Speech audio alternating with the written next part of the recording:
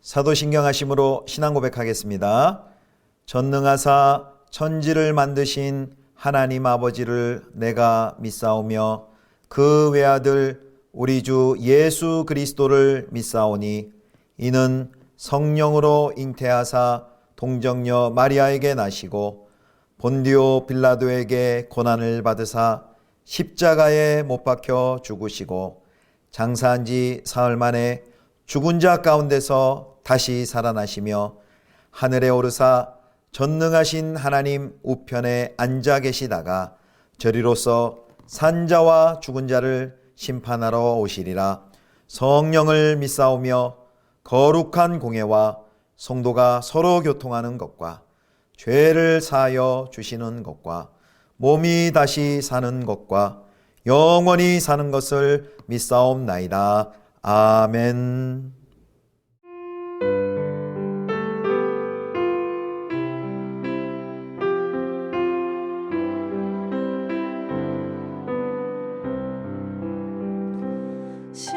십자가 그늘 아래 나 쉬기 원하네. 저 햇볕이 뜨겁고 또 짐이 무거워 이 광야 같은 세상에 늘 방황할 때에 주 십자가의 그늘에 내 쉴 곳 찾았네. 내 눈을 밝히 떠서 저 십자가 볼 때 날 위해 고난 당하신 주 예수 보인다. 그 형상 볼 때 내 맘에 큰 찔림 받아서 그 사랑 감당 못하여 눈물만 흘리네. 십자가 그늘에서 난 길이 살겠네. 난 사모하는 광채는 주 얼굴뿐이라. 이 세상 나를 버려도 나 두려움 없네. 내 한량없는 영광의 십자가뿐이라.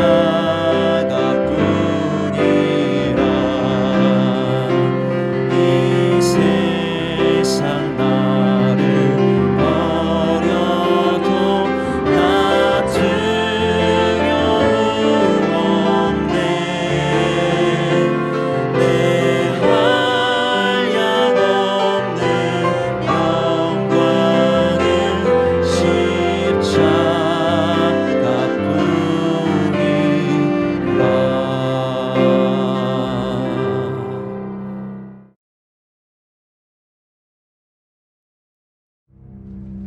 블레셋 사람들은 그들의 모든 군대를 아벡에 모았고 이스라엘 사람들은 이스라엘에 있는 셈 곁에 진쳤더라.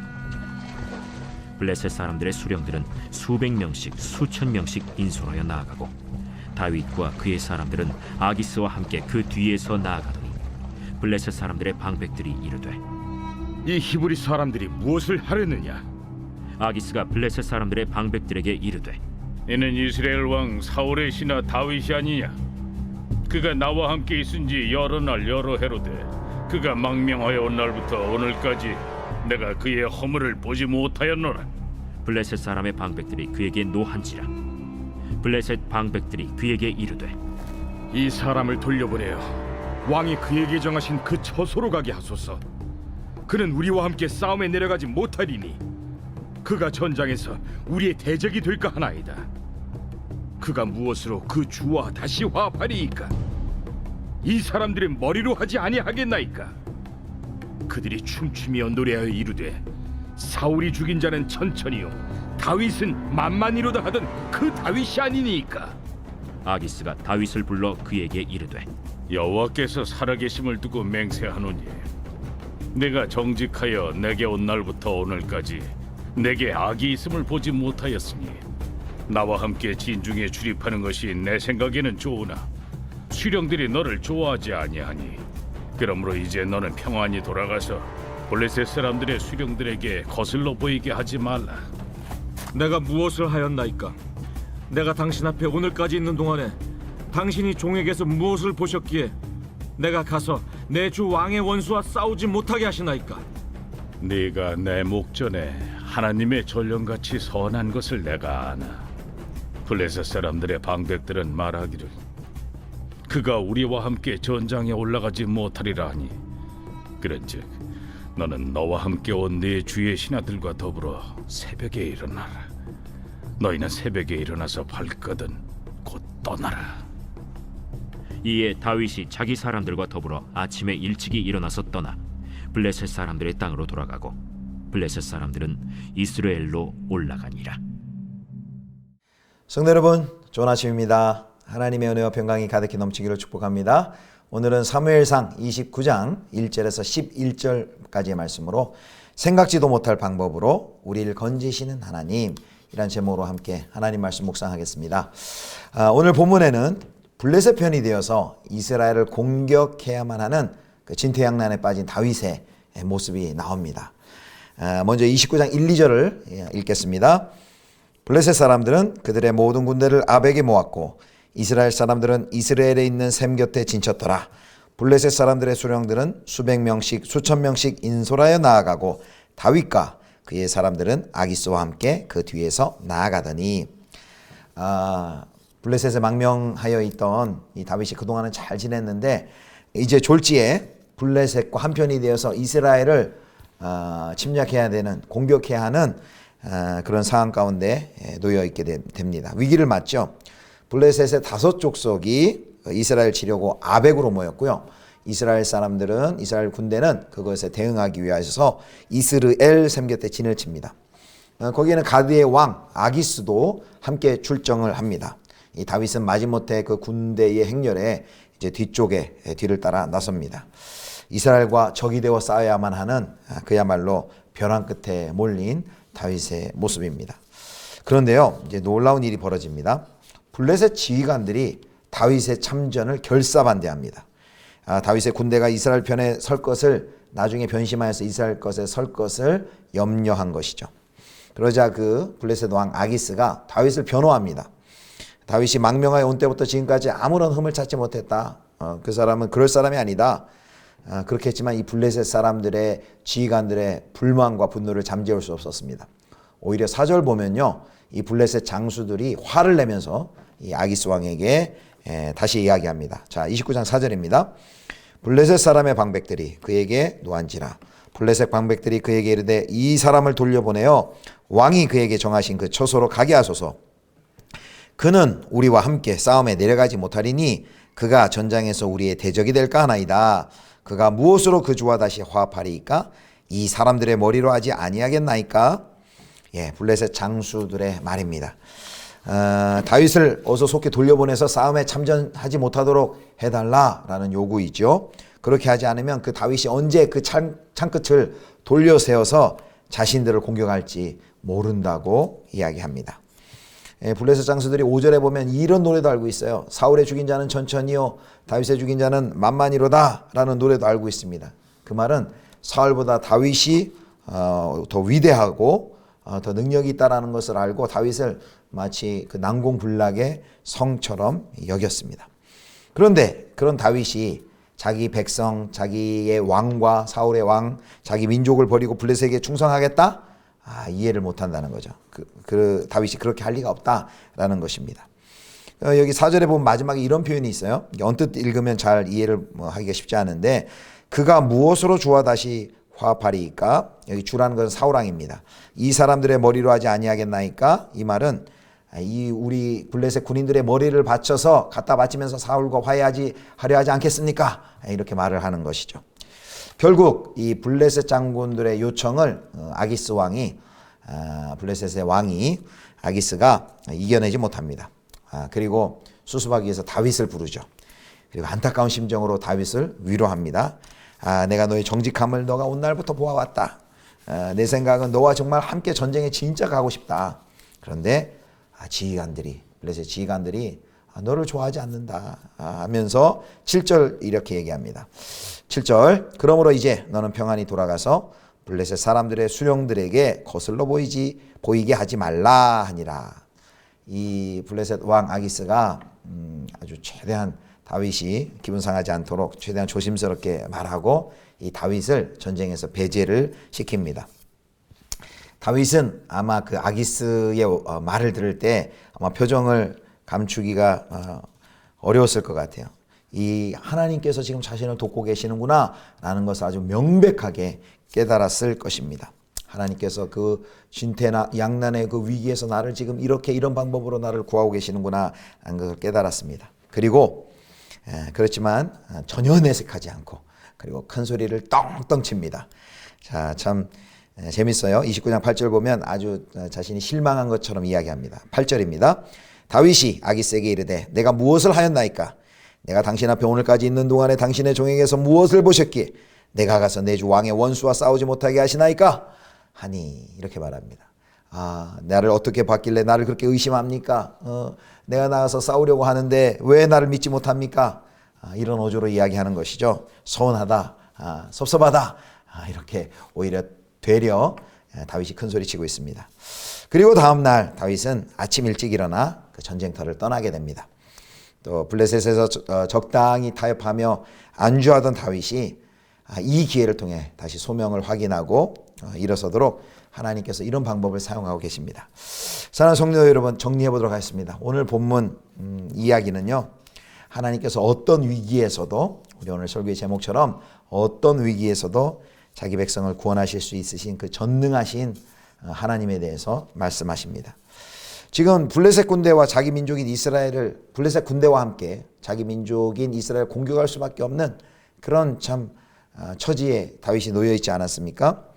이스라엘의 왕이라고 기름 부음을 받았는데 도리어 이스라엘을 죽여야만 했던 그 상황. 또 사울에게는 맹세했죠. 배신하지 않겠다고 했는데 자신의 그 맹세도 어겨야만 했습니다.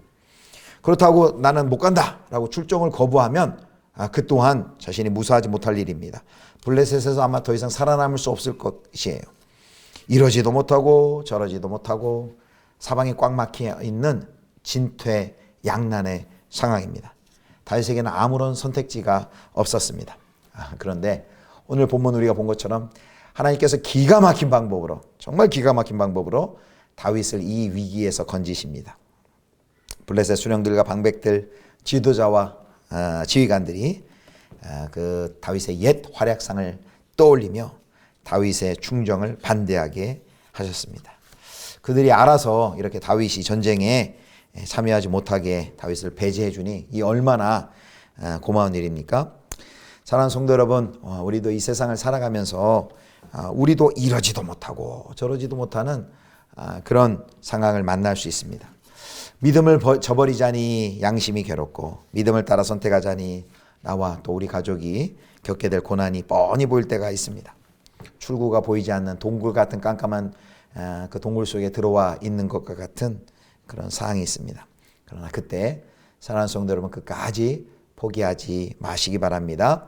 오늘 말씀처럼 하나님께서 우리의 상상을 뛰어넘는 우리의 생각지도 못할 방법으로 하나님께서 우리를 건지시고 하나님의 일을 행하실 것을 여러분 믿으시기를 축복합니다.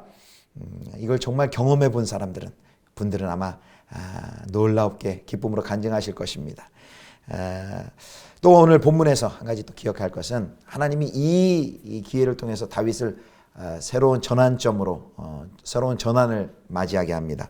벼랑 끝에서 빠져나갈 길을 열어주시지만 다윗이 이제 그대로 블레셋에 안주할 수 없음을 깨닫게 만드십니다. 다윗도 이 사건을 통해서 이제 내가 더 이상 블레셋에 안주할 수 없구나 라는 걸 깨달았을 것입니다. 하나님께서는 결국 블레셋의 지도자들의 그 말을 통해서 다윗 자신의 그 신분과 사명을 다시 한번 확인시켜 주십니다. 그리고 하나님께서 하시는 일이 바로 이런 일이죠. 우리에게 그리스도인에게도 동일한 결단을 촉구합니다. 세상과의 동행은 이제 그만두어라. 그리고 주님의 군사가 되어서 선한 싸움을 싸우라 라고 우리를 초대하십니다. 오늘 생각지도 못할 방법으로 우리를 건지시는 구원하시는 이 하나님을 우리의 삶 가운데 모든 상황 속에서 만나시고 또 그분을 신실히 더 의지하시는 하나님의 백성들 다 되실 수 있기를 주님의 이름으로 축원합니다. 기도하겠습니다. 하나님, 진퇴양난의 위기에 빠져있던 다윗에게 생각지도 못할 하나님의 간섭으로 그를 위기에서 구원해 주시는 하나님을 오늘 만납니다. 우리의 삶 가운데서도 이러지도 저러지도 못하는 하나님, 선택할 수 없는 참 동굴과 같은 깊은 암흑 속에 우리가 처해 있을 그런 상황 속에서 끝까지 포기하지 않으시고 우리 하나님의 일하심, 신실하게 우리를 구원하실 그 하나님을 믿으며 하나님을 의지하며 또 기도하는 저희 모두가 되게 하여 주옵소서. 하나님이 이루실 그 하나님의 선을 오늘도 기대합니다. 우리에게 역사하여 주옵소서. 우리 주 예수 그리스도의 이름으로 기도드립니다. 아멘. 하늘에 계신 우리 아버지여, 이름이 거룩히 여김을 받으시오며 나라의 임하옵시며 뜻이 하늘에서 이룬 것 같이 땅에서도 이루어지이다. 오늘날 우리에게 일용할 양식을 주옵시고 우리가 우리에게 죄 지은 자를 사하여 준 것 같이 우리 죄를 사하여 주옵시고 우리를 시험에 들게 하지 마옵시고 다만 악에서 구하옵소서. 대개 나라와 권세와 영광이 아버지께 영원히 있사옵나이다. 아멘.